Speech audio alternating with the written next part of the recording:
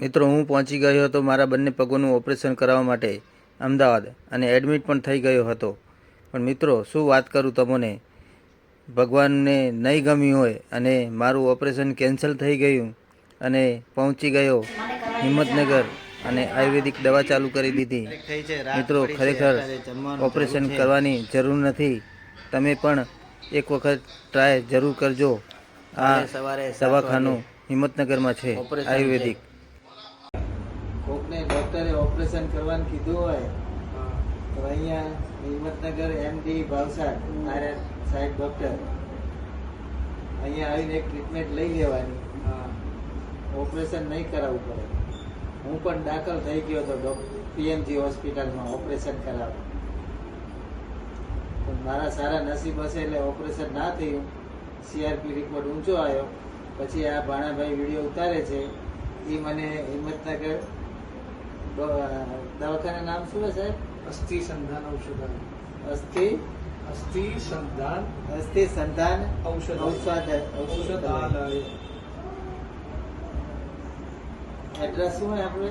Address station road Himmatnagar સાબરકાંઠાની admission. Address વિડીયોમાં આપી દઈશ અને મોબાઈલ નંબર પણ આપી દઈશ, ફોન કરીને આવવાનું.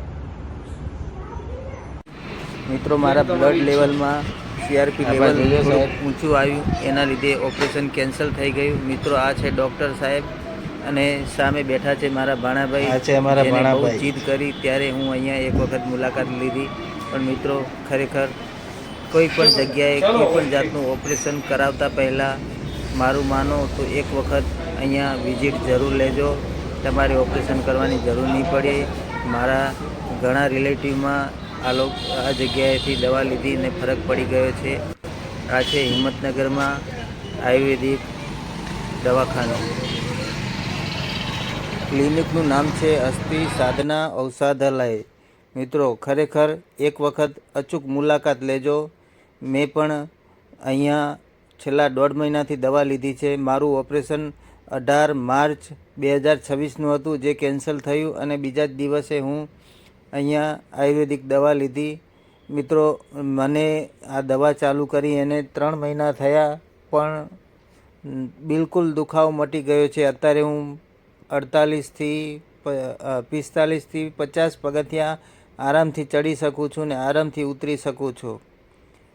કોઈ પણ જાતના ઓપરેશન કરાવતા પહેલાં એક વખત જરૂર મુલાકાત લેજો. અને મિત્રો કોઈ પણ જરૂરિયાતમંદને આ વિડીયો જરૂર બતાવજો. તમને જરૂર ના હોય પણ કોઈકને ફૂલ નહીં તો ફૂલની પાંખડી જેટલી પણ મદદ થઈ જશે. એક વખત જરૂર મુલાકાત લેજો. જય શ્રી કૃષ્ણ, જય સિયારામ. હું ઘનશ્યામ લીંબાણી.